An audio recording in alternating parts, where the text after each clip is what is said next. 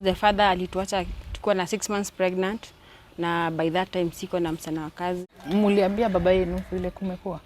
No, mimi sikumwambia because we are not in good terms. So tulienda kufanya first examination, ndio nurse moja akaniambia you are supposed now to start doing the therapy. So kama huyu anataka special diet, mara anatakana afanye chakula yake, sometimes chakula unafaa kushaga ndio akunywe.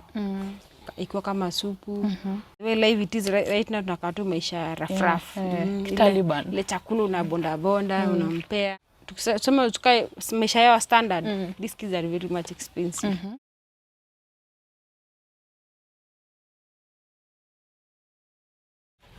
Hello viewers, my name is Wanjogo and today we are going to discuss a very interesting topic, caregiver fatigue. And with me I have a lady who is a caregiver as well as a parent to a child who is having disability, and I'm going to ask her to introduce herself. Okay, mimi naitwa Faith Jepto. Ama Mama Maxwell, Mama Mildred, ama Mama Manuela. Niko na watoto watatu na mmoja ako disabled, ama able differently, but wawili wako sawa. So katikati ya hawa watoto watatu ni mgani ako last born, as in mwenye ako na disability ako? Okay, wa kwanza anaitwa Mildred, ako normal.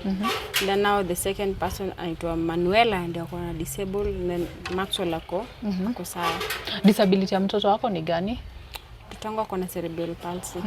Yes. So ulijua ako na cerebral, nataka utupeleke mahali ambapo mtoto wako alizaliwa, alafu sasa ukajua ako na Cerebral Palsy. Mtoto wangu alizaliwa Nakuru County, hospitali ya inaitwa General. Wakati alizaliwa May 2015, tarehe 19. Nilikuwa na prolonged labor pain na kutoka 6 June mpaka the next day saa 9. The prolonged labor pain ambayo ilileta haya, sijui kama ilileta madhara ama ilifanyikaje. But baada ya wiki mbili ndio tulidiscover kwamba alikuwa na shida, because alikuwa analia tangu tuzaliwe. Unapata analia na ananyonya kidogo, analia usiku mchana. Till one day madhe alitoka job akakuja akamwangalia, akamtongo zote, akamnyolea mpaka alikuwa na nywele mrefu, akakuja akamnyoliza nywele zote. Then akadiscover side moja upande wake wa right ilikuwa imefura kichwa. So ndio walifanya hivyo, akaniambia hey, mtoto wako na shida haje. Akaniambia kichwa side moja imefura. So tufanye aje? Akaniambia kesho uenda wapi? Enda usi. Nenda mahali nilimzalia. So kuruduko kufika kwa nipatia Panadol, akaniambia mtoto wako inaweza kuwa alifinya lakini atakuwa sawa. Mimi tukarudi home. Kukaa tena because of the network, kapiga mabese, nikaambia vile kuko vile, akaniambia fanya hivi, enda Kijabe wamwangalie. Kufika Kijabe nikapata daktari mwingine, akaniambia hii tu mtoto alifinywa. The same person akanipa bado Panadol. So because ile maumivu, mimi nikarudi home, nikarelax. Pia doa zikukua, nikakaa home. Nikakaa like 4 months. Bado kichwa ina grow, mtoto anyamazi, nikulia tu. So tunafanyanga interns. Mimi juu mchana nimeshinda naye, mama kuja jioni kuja anashinda na yeye. Then tulikuwa na mrembo mwingine pia nyumbani. So napata mwingine anachukua mpaka usiku, maana nimelala namchukua, wanambembeleza. So alikuwa anachoka sana. So ndio vile sasa my maternity leave kabisa nikakuja Nairobi. Fika Nairobi ndio sasa tukaanza safari kumshughulikia tuone atakuwa namna gani. Lazima tukaenda sasa Kenyatta. Tukafika Kenyatta tukaangalia daktari, akatuambia afanywe asomwe kichwa if she's normal, kama head yake ina function vizuri. Tukaenda German hospital, kaenda akampima, akamwangalia, akasema she's okay. So what next they did, wakafanya CT scan. CT scan ikapigwa, ndio akadiscover kwamba akona, ndio akaambiwa that's the time now, akaambiwa she has a hydrocephalus, and now in the less than 2 weeks she's supposed to undergo surgery. So that's when tukaanza kutoka saa do. Hebu nikupatize, ulisema you are working in, you gave birth to your daughter in Nakuru. Yes. But ulikuwa unafanya job Nairobi. Yes. Kwa nini uliopt kwenda kuzalia mtoto wako Nakuru badala ya hapa tu Nairobi mahali unafanya kazi? Because I was alone in the house. So niliopt kwenda home maybe nitapata wasaidizi wa kunipikia, so mtu akijifungua anataka kupikiwa nini kusaidiwa ya.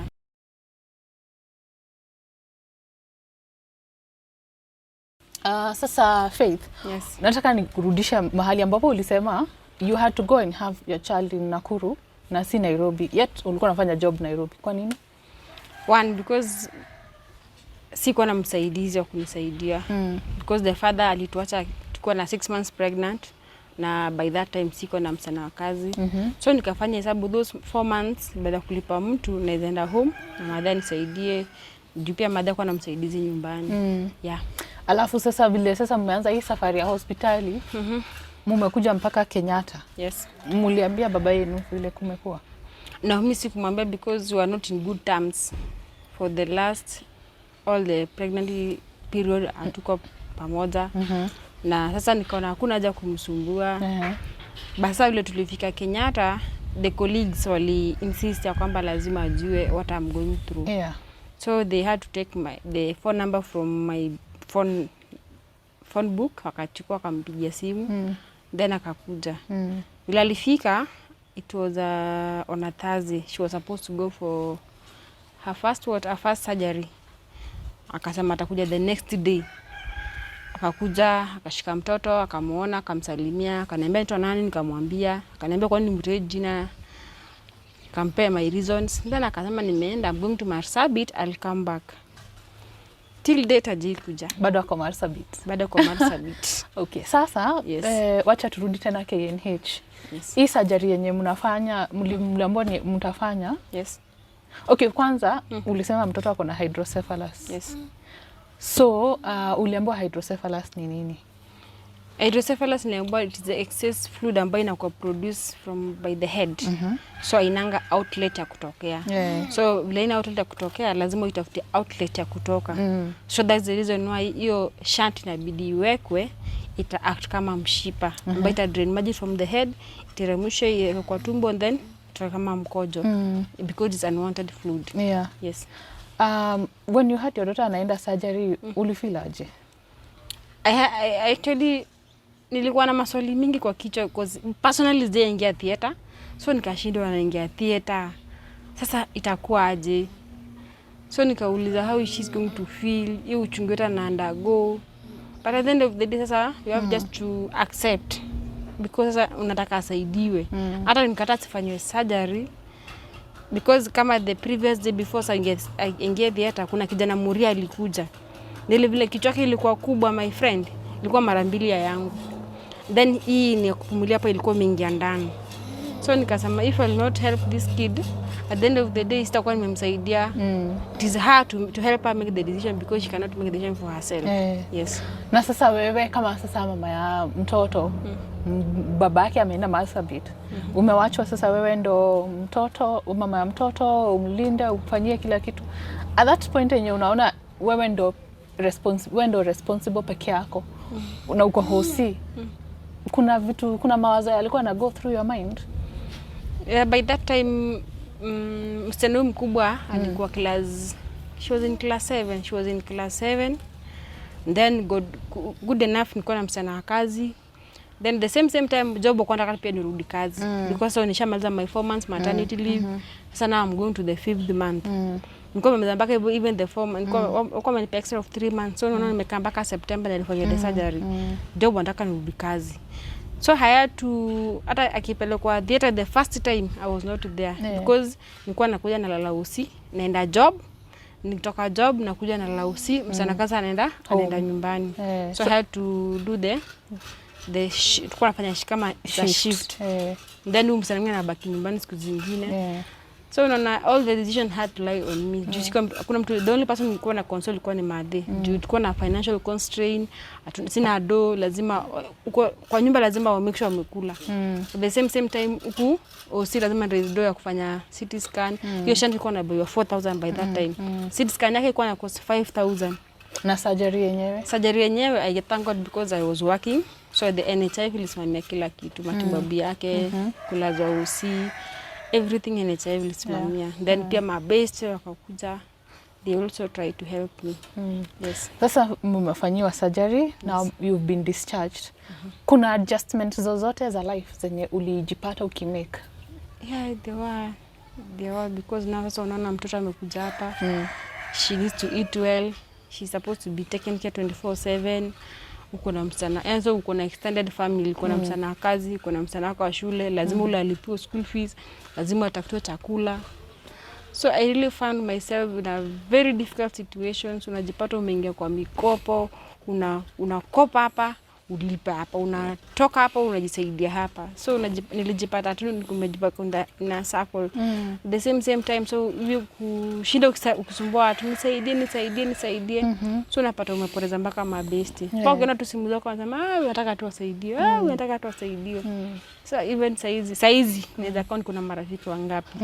But I thank God because ninaanga unapata marafiki wapi after every storm, mabesti ngapi wanakuja. So wacha nikurudishe nyuma kidogo. Mtoto wako hii hali yenye yako, ni nini anaweza fanya na ni nini haizijifanyia? Like kwa saizi the only thing Manuela can do for herself. Ukimwita tu Manuela, umekula, Manuela, nataka nini? That's the only thing anaweza itika, but everything else, the biggest thing anafanya tu kusmile. Learn to smile na ku-identify watu. That's the only thing anafanya. Then the only thing atupatia the support ni vile anakula vizuri. Yes. Alafu sasa ulikuwa umeniambia prior that ako na cerebral palsy. So hapa mahali ulianzia ako na hydrocephalus. Ni wapi utajua mtoto ako na cerebral palsy? Cerebral palsy niliambiwa wakati alienda, tulipeleka saa therapy, tulikuwa tumeka 3 months home. Tulikuwa 3 years, sorry, tumekaa tu kwa nyumba. So mimi vile nilifanya surgery nikajua mtoto amekuwa. Sasa nilikuwa namwangalia tu surgery sasa kazi yangu imeisha, nilikuwa naanza kusikia vizuri. So then one day mimi akaniambia sasa wewe mtoto unamfanyia nini? Tulipeleka saa kliniki tulikuwa after 3 months ambapo tunaenda kliniki. After 3 months tunaenda kliniki kuangaliwa how the shunt is. So kufika huko nikamwambia, so what are you doing? Nikamwambia mimi hakuna, si tunakaa tu. Ananiambia hapana, you should now start doing the therapy. So therapy ni ananiambia mtoto sasa vile akishatibwa hydrocephalus, so hiyo mwili kupooza ama wakati mwili irespond tuitanga cerebral palsy. Yes. Sasa hapo ndo ulijulia mtoto ako na cerebral palsy. Yeah, hapo sasa nikaambiwa ako na cerebral palsy and now what she needs now is a thorough therapy. Sasa nikaambiwa sasa safari sasa imeanza sasa.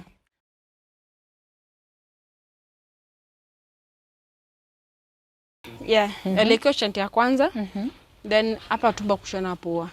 So vile tumbe kushona vizuri tena akarudi theater. Akakuja akafungwa saa tumbo tena akashona vizuri. Kwanza uzitatu akaka uzi moja. So the second one shunt ikakuja ikablock after 1 month. Shunt ikablock, so ikaanza nitakasa kama naenda kushoot kuna kutoka kwa kichwa. So ikabitenda kurudi na theater. So ile nani ndio sasa nakaniambia utamfanya once and for all. Sasa vile mimi alina kamfanyia, sio kulelika isha. Tukarelax. Sasa nikajua sasa vile amefanywa hivyo, safari yangu sasa imeisha. Manuela the next time atatembea aende. So nikamwona amki afanye chochote, yani yako tunamuinua nataka kichwa anafanya. Sasa nikashinda hizi ndo wapi tena. So kafika hivyo, so tukarelax. Ndio sasa tulienda kufanya first examination. Ndio nurse moja akaniambia you are supposed to start doing the therapy. Yeah, so therapy kama sort of therapy na occupational therapy kumaanisha kwamba anyoroshwe mikono, anyoroshwe miguu, juu kama mwili yake imepooza. So lazima afanywe all the therapy ndio akuja tembee. Ile time unaambiwa hizo news, given that ulikuwa ushajitayarisha psychologically that wewe unangojea tu mtoto atembee. Na sasa umeanzishwa safari nyingine yenye hujui itaisha siku gani. Ulisikiaje? Nilisikia kuchoka. Nilikuwa na mchanganyiko kuchoka, but at the same time I also had that hope ya kwamba kama ukweli atafanywa therapy na atembee, because my wish ilikuwa Manuela ajitegemee kwa maisha baadaye. Singependa kuja kujibu maswali ambayo siweza kujibu kama nitakuwa hapo ama kama sitakuwa. Singependa kuja leo niambie mama wewe ukunishughulikianga. So niliambiwa the more nakaa the more mwili lazidi kupooza. So because she's young, akifanya hizo madhara pia atafanya nini? atatembea. So me I had that positive, nilikuwa na good report inside me, nilikubali because nilikuwa nataka asaidike, but at the same time upande mwingine nilikuwa najua it is difficult. But nikaambiwa si difficult because fee nilikuwa kama first visit nikaambiwa utakuwa unaendanga na 600 3 times in a week, that is 1200. Baada mjakula, baada hujalipa rent, hujalipa msana kazi, everything depends on you. Yes, so ilikuwa ngumu kiasi, but sikuwa na otherwise, I had just to cope the way it is. Na sasa Manuela ako how old? Manuela ako 6 years, but alienda shule akiwa na 4 years. Yeah. Ukimpeleka sasa shule, kwa sababu kuna mtoto sasa ako form 3, si ndio? Yes. Na sasa huyu anaingia shule. Ukiangalia kuna tofauti ya experiences. Your first experience ukimpeleka ule shule na huyu, ulifeel kama kuna tofauti ya services na acceptance? Very hard because unaona sasa Manuela she has to go to a special school. Mbali watoto kama wake, kama watoto kama yeye wako huko. So but for Manuela, for Mildred, she has to go to normal school na shida na yeye. Hata shule za kanyo na mtupa na maisha inasonga mbele. Utampakia chakula jioni naenda wapi? Naenda kule na maisha isonge mbele. But as for Manuela, lazima uamke asubuhi, mtafutie akule food, ndio aende shule. Lazima ukitinaye hapo hivyo. Lazima uende job by 8. So na pia kulala kwake anafaa kulala sana. Lazima umwamshe asubuhi, akule, ashibe ndio mpeleke shule. Lazima umweke kwa mgongo. Si kama Miro utampakia chakula ya lunch na jiende, hata jana kama amelala. But for her, lazima mwisho umemwamsha, umempanguza, umemlisha. Si kula chakula baridi, kula chakula warm. Kutoka hapo hivyo umvalisha na mwisho umemvalisha zile nguo za warm. Kutoka hapo hivyo umweke kwa mgongo, umpeleke mpaka shule. Kufika tena shule lazima uende umweke kwa kiteke special, mwisho amefunga vizuri, bag yake umeweka kila kitu, and then pia masaa kumchukua lazima by 4 uko hapo. Yes. And because she's still on diapers. Yes. Shule ukimpeleka sasa shule na umemfunga kwa kiti yake ya special, diapers nani atamvalisha? Okay, the goodness kwamba hiyo shule tulipata ni ya Mukuru Promotional Center. So hiyo shule, wow, the goodness with them, ile mtoto ile pampers umempeleka nayo, umembadilisha asubuhi, atafika huko atakana mpaka lunch time, ama masaa ile amejisaidia watambadilisha. Then so jioni ukienda kumchukua utapata amebadilishwa pampers, amelishwa. So at least that center actually inasaidia wazazi. Because una kama kwa pampers unaona ya mchana ujanunua. So ile umempeleka na asubuhi utapata amebadilishwa, jioni utapewa tena pampers akiwa mtoto msafi. So huko pia kuna caregivers wanashughulikia watoto, ambapo wanashughulikia vizuri. Yes. Tena sasa because tulisema the only thing Manuela anaweza understand ni na hakuna story nyingine. Ile tu sign language. Shule sasa ukimpeleka, objective yako ya kumpeleka shule ni gani? My first objective ilikuwa nimpeleke shule. Kwanza aenda pata na watoto wengine ndio ajione ya kwamba hayuko peke yake. The second one kwa nataka the interaction, then the second one kwa nataka pia yeye at least juko kwa nafanyanga therapy. Kwa at least amfanye therapy. So kwa therapy nilikuwa naona imekuwa covered, imepungua. The second thing hiyo kuinteract atakuwa ameshapata. The third thing at least pia nilikuwa naona kama pia sign language kwa unaweza mshughulikia. So nilikuwa na at least pia kama mambo ya kuhustle nilikuwa naona wananisaidia. Hata kama una msana kazi at least hapo unaweza jimanage. Na sasa after umemobserve, unaona ako na improvements gani as compared kama angekaa tu home? Vile alikuwa shule. Kama angeka nyumbani, unaona sasa kama angeka nyumbani angejua kwamba juu yeye asubuhi akiamka anaona mama yake. Na sasa kama anaona ni sister yake na brother yake. Sasa yeye angeona kwamba kuna mtoto mwingine akona shida kama yeye. Najua shaona but nile hizi kuambia. Yes. So at least anaelewa. Tumempatia that exposure. Yes. Alafu sasa kuna school fees unalipa huko shule? Shule tulikuwa tunalipanga, nimekwambia ilikuwa under Mukuru Promotion, so at least kama kusaidia wazazi. So at least every month kwa nilipanga 200 bob. But ukienda zile shule zile za watoto special. Jumi kama niluliza wengine before nikuje kutulia, kwa hiyo nilikuwa naomba moja around 28,000. So mimi nikafanya hesabu na mshahara wangu na kinyenyiko. So mimi at the end of hata nashukuru Mungu nilipata hiyo songa mbele. Otherwise kama singepata songa mbele, maana yuko kwa nyuma mpaka saa hizi. Yes.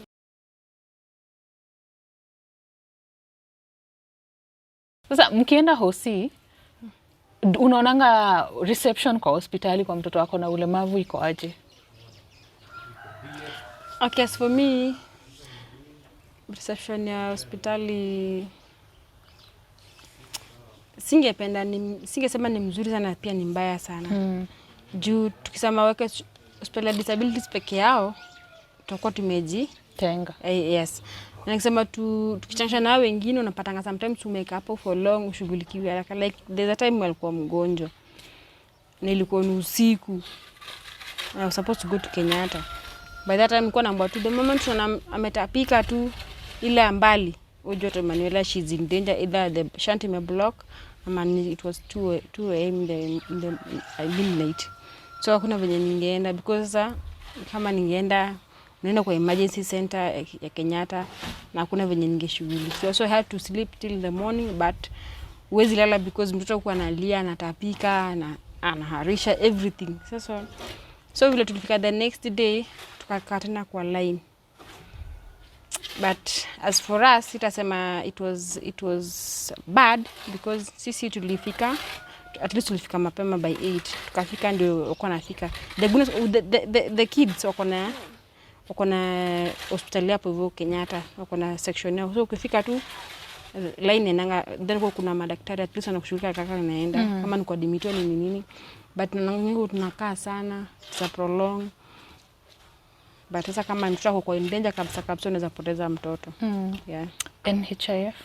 NHIF naweza sema NHIF ina cover toka tumelazwa, but hizi vitu zingine does not cover. Kama kuna daktari consultation fee, hapana, unafaa urudi kwa mfuko. So kama una do like sasa kama sasa tumekaa like 3 years agenda kuangaliwa kichwa. 3 years since 2017.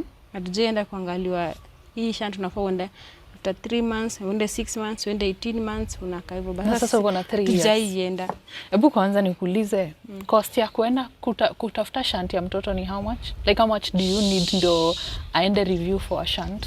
And the review for a shunt, consultation fee niliacha by that time it was 600 bob. Yeah. Alafu so at least lazima ukuwa na kitu kama 1500 after every 3 months. Lazima enda angaliwe hiyo shunt. 1500 lazima ukuwa na hiyo fare, lazima mtu aende akule, utambaia, lazima yani unafanya tu hesabu zako zote.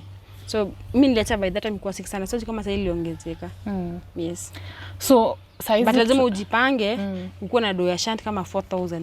Lazima ujipange kama hebu tufanye hiyo calculation. 4000 ya shunt. Yes, and then 5000 ya CT scan. 5000 ya CT scan. But size just because after 5 years na walikuwa kama ita bei inafaa kuwa ina differ. Yes. So roughly unaonanga ni kama una roughly at least you are supposed to have 10,000 to 12,000. 10,000 to 12,000. Yes, because you are preparing yourself for anything. Kama shunt imeblock, lazima hiyo kichwa ipigwe ndio onekana kama kuna shida yote. Secondly, lazima ukuwe na pesa shunt tayari ndio akuje ikuwe replaced. So na sasa uko na NHIF uko safe. But wakati una NHIF jipange pia na pesa za kulala. Lazima admitiwe ni nini. So unasema kama uko na NHIF inaweza kulipia kiwango fulani alafu uko na NHIF kama medimitiwa itakulipia food, itakulipia bed na kenye mtakula huko ndani. Yeah. Sasa kwa sababu vitu kama dawa zingine zenye mtoto anahitaji itabidi ujibaie. Itabidi nini? In her condition, are there some things that you constantly need to buy that the insurance cannot give? Yeah, sasa kama dawa za calcium NHIF hizi kusimamia. So kama huyu anataka special diet, mara anatakana afanye chakula yake, sometimes chakula unafaa kushaga ndio akunywe. Ikiwa kama supu. Basi hizi sasa because of the way life it is right now tunakaa tu maisha rough. Taliban. Ile chakula unabonda unampea maji teremsha nayo. Basi sasa tukisema tukae maisha yao standard, these kids are very much expensive. Yeah. Kana foods a day. Lazima kunywa maziwa mara ngamia, mara kunywa maziwa ya ya mbuzi kidogo kidogo, lazima akunywe juu supu. Yani they need a very special care. Yes. Kila saa kujikoni. Kila saa lazima avae. Kila saa sijafanya nini. Yes. Mara nataka wheelchair because hii kiti si afai kukalia kiti kama hii. Juu inafanya mgongo wake inakaa curved. Nafanya kama hata tumbo hatujafunga. Ina hang. Si safe kwa kweli. At the end of the day namfanyia harm zaidi baada kumsaidia. So hata hii wheelchair haifai kuwa na hii. Ile anafaa kukaa nayo inaitwa sitting aid. Juu pia anahitaji vifaa za mkono ya kumsaidia mkono ku straighten. Yani akilala usiku analala nazo. That's mkono mmoja it's 5,000. So ukiwa na mkono miwili that is 10,000. The same case na miguu zake. Everything hapa ukifanya saa mikono na miguu anaweza fanya around 10,000. Hiyo kiti yake peke yake na cost around 15,000. Hiyo sitting aid tuliuliza, it was on Wednesday. Tuliuliza tukaambiwa that seat is 15,000 lazima kuwa nayo. Nienda na age. Fika mahali ambaye amekuwa outgrown lazima ubadilishe kwa another. So at least unafaa kuwa na na float mahali yake inakaa tu. Sasa sometimes ukiona like some of the basic necessities zenye unafaa kuprovidea mtoto zina kuwa challenge. How does it make you feel? I feel bad because sasa I wish to help her but sasa nile siwezi, sina namna kabisa. Sasa unabidi tu nakubali hivyo but unaomba pia Mungu tu akusamehe. And then the current system that we have of governance or whatever inafaa kutuprovidea good access to health. Una feeling ni kama you people who have children who have disability, you have been let down? Juu kama sasa kuna hii cash transfer. Hizo cash transfer most of us hatupatangi. Cash transfer ni nini? Cash transfer ni ukiwa na hii kadi ya total disability unafaa kupewa na gava every month 2,000. So kupewa kama 2,000 unaweza mketa for fruit zake, hizo maziwa nini niweza mshughulikia. Au wengine unaweza wanyima because hawako tu sawa, at least they can hustle for themselves. But as for her, if she cannot talk, this joy anasikia njaa. Utakuangalia tu hivi na macho huruma ndio utajua yenyewe mtoto anasikia njaa but hizi jiongelele. So unaona sasa kama hiyo doa inafaa kutufikia but haitufiki. Is it unajuanga kama imekuwa released na gava ndo mpate? First of all, we have to know kama uko registered. Sasa unashindi utaenda. Unaambiwa ndani house na unaambiwa ngoja. Sasa unangoja since 2016 mpaka leo hii. Hamjawahi pata anything. I want to accept kwamba these people they are supposed to understand us. Ukifika huko kama unaonekana jina kwa system, they suggest to give us the money nafaa ikuwe direct na inakuwa channel to us. What other services unaonanga mnafaa kupata lakini haziwafiki? Yes, hiyo pia mambo tu education. Education sana na at least kwa subsidized fee. Sasa sio nitokea kama 28,000 mtu na job utafanya aje? Mtoto sasa atabidi kaenda tu kwa nyumba. Ukanae kwa nyumba uwezi una kazi ya kufanya. Ukitaka kwenda job lazima ukuwa na mfanyikazi, lazima umlipe. Sasa utafanya aje? So inabidi tu sometimes nakubali tu vitu zingine. Ndio na feel umefinyiliwa but nile sasa una namna kabisa, inabidi tu ujikubali tu hivyo. Sasa nataka sasa since sisi ndo lawmakers na sisi ndo tunatengeneza hizi policies. Sasa sisi kama society how do we accept people who have disability? Experience yako ukiwa na mtoto ako na disability in the hands of society, unaweza sema aje? The hands of the society, they are supposed to be given the first priority. Like sasa kama ukifika hosi wanaona kama kuna mtu mlemavu ama kuna mtu mlemavu, wanafaa at least wapewe nafasi ya kwanza. Ukienda kwa ofisi za government, at least they should give us a nia tusikize unatakaje. Because afya mwingine unapatanga mtu hata na shughuli na wewe anakuachanisha hapo na anaenda. Unaona kama sasa malipa job, mtu unaambia mtu nenda kushughulikia mtu hii, mtoto wangu asikipua. And that person at the back of her mind anajua kwamba kuna disability but anakunyima ruhusa. So most of the companies hakunanga hiyo policy. Kama hiyo policy ingekuwa enforced, at least unaenda hata even the director at least wanakuwa naelewa ukiamba turusa they should just give you. Ushajipata in a place ume lose job kwa sababu uko na mtoto na disability? Yes. You know, the first job I had nilipoteza job because of Manuela. What happened? Nakumbuka nilikuwa nimeomba ruhusa. Nilikuwa nimeomba ruhusa zimefuatana. She was not feeling well, nikampeleka usi. Hiyo ni kama hii wiki. Next week niomba ruhusa nyingine. I was supposed to go and take care of Hapo nataka barua disability. Ilikuwa imechomeka kwa nyumba. So ile ilichomeka, I have to replace another one. So nikapata chance ya ku-replace. Then wakanibadilisha. My working station was working Mombasa Road, wakanipeleka Kitengela. So ile nilipeleka Kitengela, it was very hard na sikuwa na msichana wa kazi. These people knew kabisa sikuwa na msichana wa kazi, but at the end of the day wakanitransfer, wakanipeleka kwingine because mimi nilikuwa na lazima by 8 kuwa nimereport kazi. So lazima ningeamka asubuhi, lazima nilishe huyu ni Maxwell nimshughulikie nimpeleke daycare, then huyu nimpeleke shule. Then sasa niende job. Kabla nifike kazi it around 8:30. So naona kuchelewa job akasema ati something ni kama negligence. So nikaitwa kwa ofisi, nikaulizwa kuna shida yote, nikamwambia kuna shida kwa nini? Nikamwambia mimi nilibadilishwa route and it is very hard for me to cope because niko na mtoto wa disabled na niko na mtoto mdogo ako na 2 years. By then he was 2 years. So what is the problem? Nikamwambia the problem I cannot manage the two. Siwezi kuja mpaka Kitengela. Juu sasa na kama hiyo siku 2 times nilichelewa kwa shule kina huyu. Akaniambia kama huwezi kuja kuchukua mtoto on time, fanya nini? Akana mtoto kwa nyumba. So that's a caregiver anakuambia ni mwalimu wako anakuambia sasa hivyo. So akaniambia next time tutapata mtoto utapata kwa watchman. So I had to go back home, nikajiuliza sasa ni mtoto utakaa kwa nyumba, kazini nakupatia pressure, kwa shule nakupatia pressure, mdili life pia nakupatia pressure yenyewe.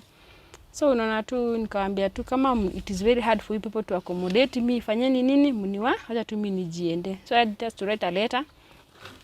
Na nikamwambia HR fanya hivi. Next time Mungu akubariki hata upate mzazi na mtoto mlemavu, tafadhali jaribu kuwasikiza ama let's give them a special treatment. It will not cost you at the end of the day kama ana achieve the target ambayo unampatia ama ana shida ni any discipline, fanya nini at least accommodate all of them. But so it was just like that. Na ukafutwa. Na nikafutwa tu kwa job with hakuwa na ile services, hakuna chochote. Hapo ile salo yako na story zimeisha. Sasa vile ulifutwa ulirudi home ama ukirudi home, did you ever regret having your child mwenye ako na disability? Si regret kwa sababu at the end of the day unaweza ulimwacha na mawazo nikamwambia ukipata mtu mzazi ako na mtoto wa disability ama pia yeye anaweza pata mtoto wa disability, angetupatia the hearing ya kwamba fanya nini saidia watu. So unaona mimi alinifukuza job, but at the end of the day she was not punishing me, she was punishing her. Because nimetoka Kitengela saa 10, nafaa kutoka job by 5. Hata kama ningetoka saa 10 kabla hiyo moja na Mombasa nafika nyumbani saa 12. Huyo nafaa kutoka shule saa 10. Ule mwingine pia nataka aende nyumbani. So naona sasa at the end of the day unabaki tu katikati na unaumia. So nikana kazini siwezi perform vizuri kwa nyumba, nimefika kwa nyumba late. Nikulala watoto hawajakula. So nikajipata kwa njia panda. So hiyo time ulifutwa, ulikuja kurudi job tena ama uliamua tu? Na nilika kwa hao ile nilikuwa nimepewa, nikaanza kuuza avocado. Nikauza. Then pia mabeste fulani nilikuwa nimwambia sina job, akaanza kunisaidia kidogo. Nikauza hiyo avocado, nikauza zingine zikaoza, nikaenda hasara. Then nikaanza tena kuuza tissue mwezi wa 6 na mwezi wa 7 na mwezi wa 6. Kauza hizo tissue, nikauza then mwezi wa 8 nikaandikwa tena job, the same job at different company. But now the difference ilikuwa nafanyanga job mpaka Sunday. Monday sikuwa na off Sunday. So unapata siku hata imekata na hawa. Unapata unakuja unaosha usiku anashikwa na baridi kisha ameshikwa na homa ziishi. So the challenge ilikuwa na kwa hii nini ya pili ni kwamba Sunday ilikuwa naingia job na most of the daycare wazifanyangi Sunday. So unatafuta tu jirani atakubali ukana wewe, anakubali mwingine anakuambia nenda shughuli. Unaenda job kurudi unampata tu bado tu hapo. So unaona at the end of the day unapata bado the society bado kuna wale pia wanatukataa. Wanakataa kusaidia, unaambia kama nje nenda tu job nisaidie kushikia mtu huyu. Unaambia nenda kulipata 200 bob lakini anakataa. Because sasa mtu sasa ndamlisha aje, mtu sasa ndamshika aje, sasa nda kwenda mahali. Yaani yeye pia ana feel the burden but nilezi kuambia directly ati hey mtu yeye sasa ndamshika aje, mtu sasa ndamlisha, mtu sasa haizi kuuliza but ile kwa vitu story mingi na kwamba tu mimi nenda tu mahali. So nikapata ngam mwingine akulisha mtu huyu. Kutoka imagine asubuhi mpaka saa 9 ako amelisha mtoto. Mtoto atalia? Ulipata tu unampata na ka 2 week. Anampata ukimwona Manuel anakuangalia tu upata jaitika, unajua tu kuna shida tu mahali. So hata ni jirani alijua kama mtu hajalishwa. So ikabidi kaenda kabai maziwa kaka mbonde na ugali akampea akakunywa. Akaanza kuokea akasmile. Akaniambia mtu akana. Sasa mimi nikuja saa 10 because nikotoka saa 2 na mpaka Karen. Kutoka Karen mpaka huko. Then kuzoni kamwachia mtu hii. Akamfungia kwa nyumba. So nikamuuliza, so ulifungia mtoto kwa nyumba kwa nini? I wish ungeniambia utamchunga, ningeenda naye kazi ama ningetafutia mtu mwingine. So na pia sasa sometimes unaipa kazi mapema, usiku na mchana kazi, utakuwa job mapema ndio kuja umchukue shule, usikose pia mwalimu ndio asikufukuze. Ndio nikajipata pia wakaanza kunifuata tio siendi kazi on time, mara nachelewa, mara sijui sifanyi nini. Yaani ukaikalia tu makosa mingi. Nitaka ofisi mimi nikamwambia mimi kwa mtoto mlemavu na siku fulani sikuwa nafaa kupewa ruhusa because sikuwa nimefikisha zikangu za kupewa ruhusa. I was supposed to stay probation 3 months ndio at least wanzo kunipea ruhusa nini. So nana nikasumia kwamba ruhusa nikaenda kotini, nilikuwa na kesi mahali, lakini sasa because ya kwenda hivyo wakaona kama na abscond duties pia wakanivuta tu job bado. So kutoka September sijakuwa na job, so sitakuwa tunakanga tu kwa hao. Yeah. Ulimention kuwa document ilichomeka ndio ukaenda ku replace. So what really transpired ndio document itajachomeka? Okay, on February nilikuwa nimeendanga job then nyumba yetu ikachomeka. With the small Maxwell alikuwa nyumbani. So mimi nilikuwa nimeenda Carnival, nilikuwa job kuna duka initonga na Ivas Langata, nilikuwa nimeenda huko. So nifanya job ile nishatoka tu hivi. Nikapigiwa simu, nikamwambia Fei mambo uko wapi? Mimi nikamwambia mimi niko wapi? Niko Langata na kuja nitoka job na kuja hivyo home. Nilikuwa kitu around saa 9 saa 10. Kwa kuja nichukue huyu.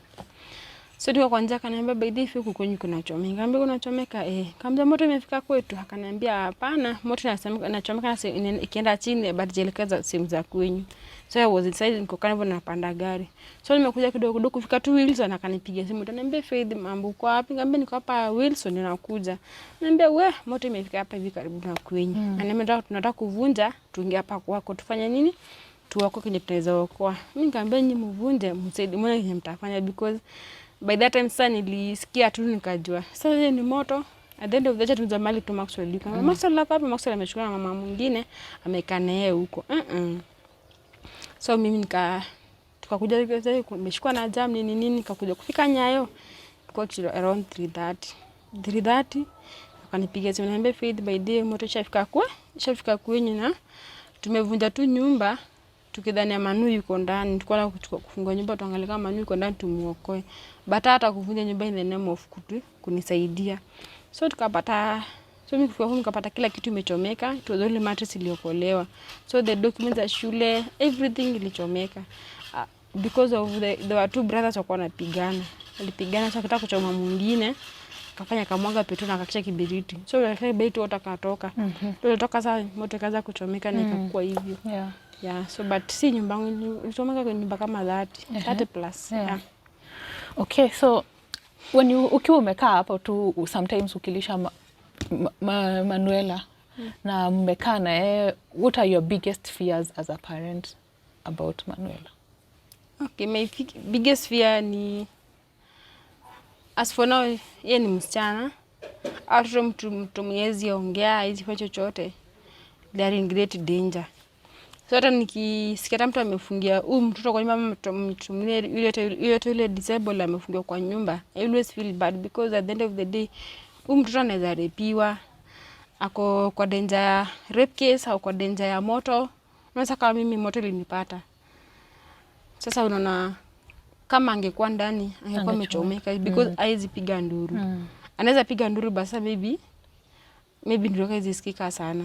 The goodness is that anaweza piga nduru akili unasikia ukweli amelia. Basi kuna ule mwenye atoangi sauti hata.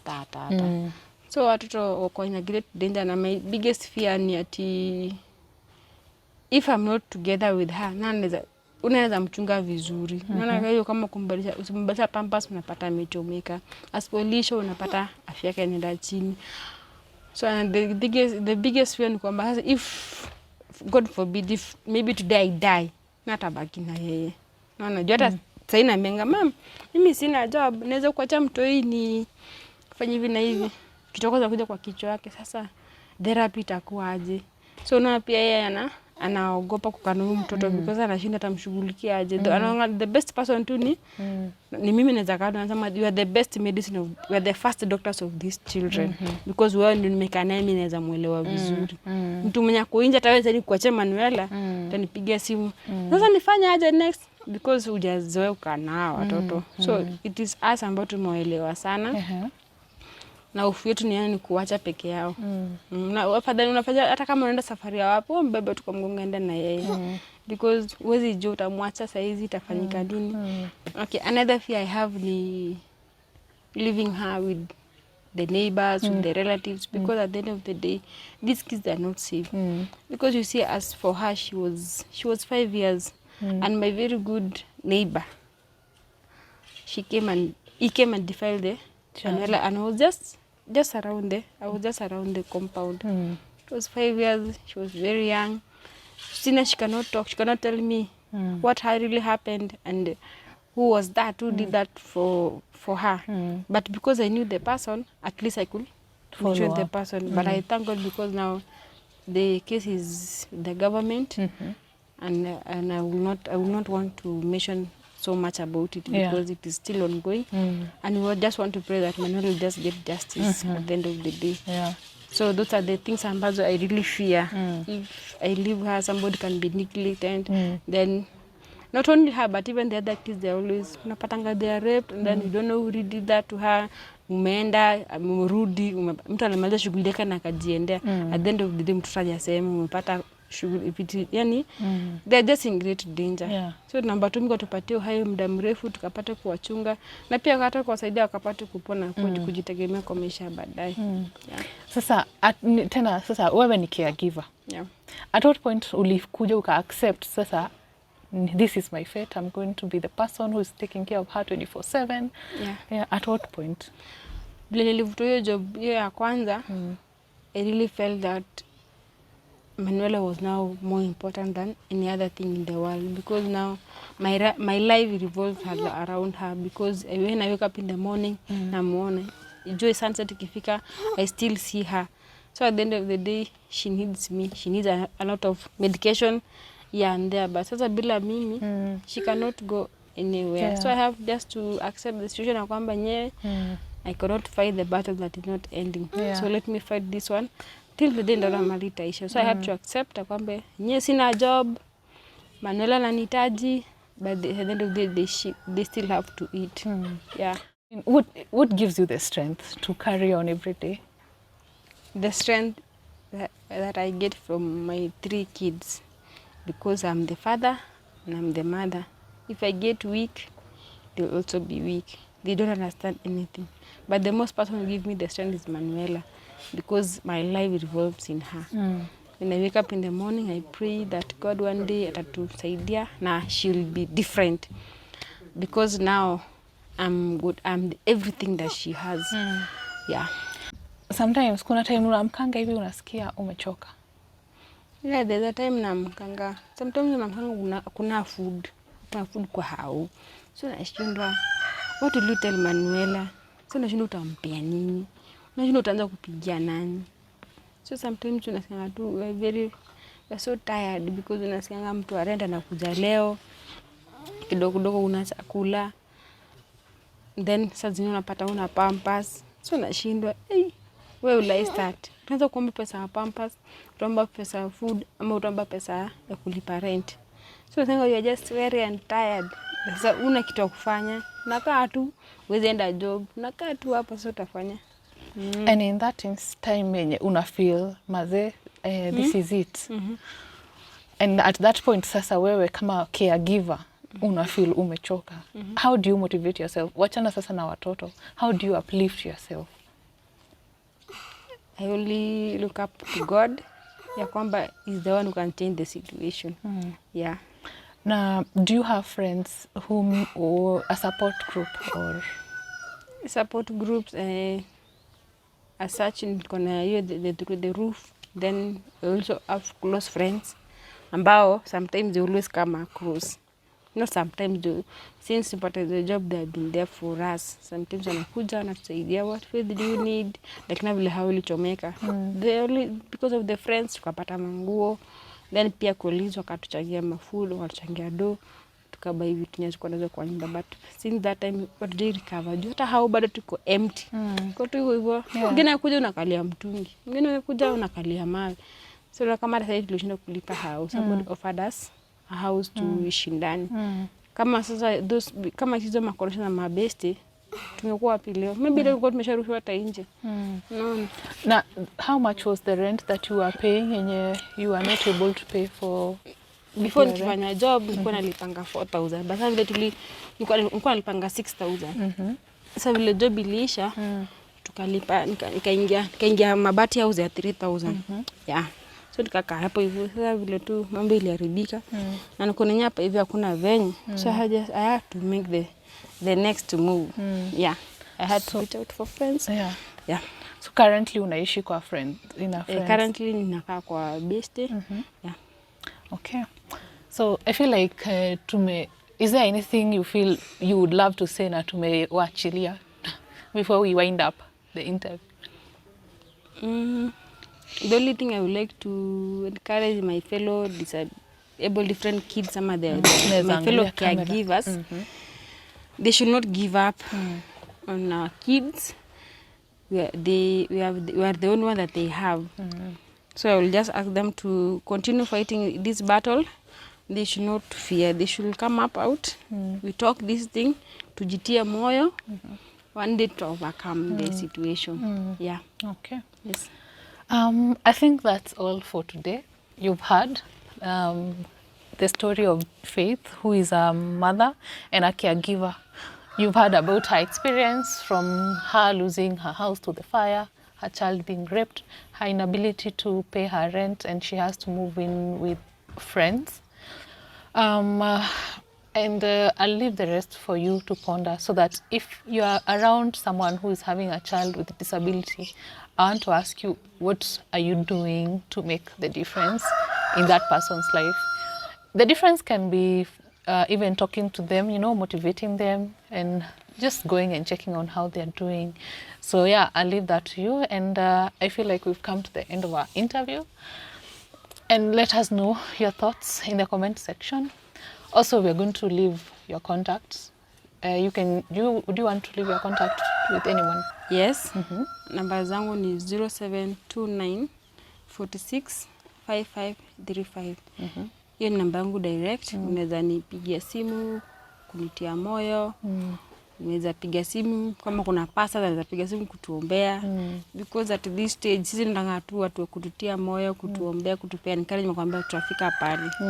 Yes. Okay. Yeah. Sawa. Thank you. Asante sana. Karibu. Terry kwa kukuja. Ubarikiwe sana. Karibu. Na your cameraman, mbarikiwe, mnafanya kazi mzuri. Try to reach out as many as possible caregivers that you can, because these people, they are actually suffering in silence. Na mwingine hata hizi ongea. Kuna mwingine actually kabisa haizi amka. But we believe ya kwamba with your interviews here and there, at the end of the day they can get the help that you don't know. Maybe when malaika Mungu amekutuma ugonzi uje, nasema just one tap, everything flows. You don't know what ashuka. Yeah. Nimeshukuru pia for your to grant interview. So we are hoping over time will change perspectives za watu. Ndio watoto wenu na hata wetu, kwa sababu pia sisi hatujui. Watapata quality life, unaona? Na society pia ita change vile ina view watu wenye wako na ulemavu. The churches, the government, everybody should just come in and fight this battle with us. Usituache peke yetu. Okay. Thank you. Karibu. So that's it for today. And I believe you have been enlightened. I'm going to leave the burden to you to ask you, if you are surrounded or if you are around someone who is having any form of disability, what are you doing for them to make them feel accepted in society? So that's it for today. Until next time, be safe and make better choices in life. That was actually a better ending.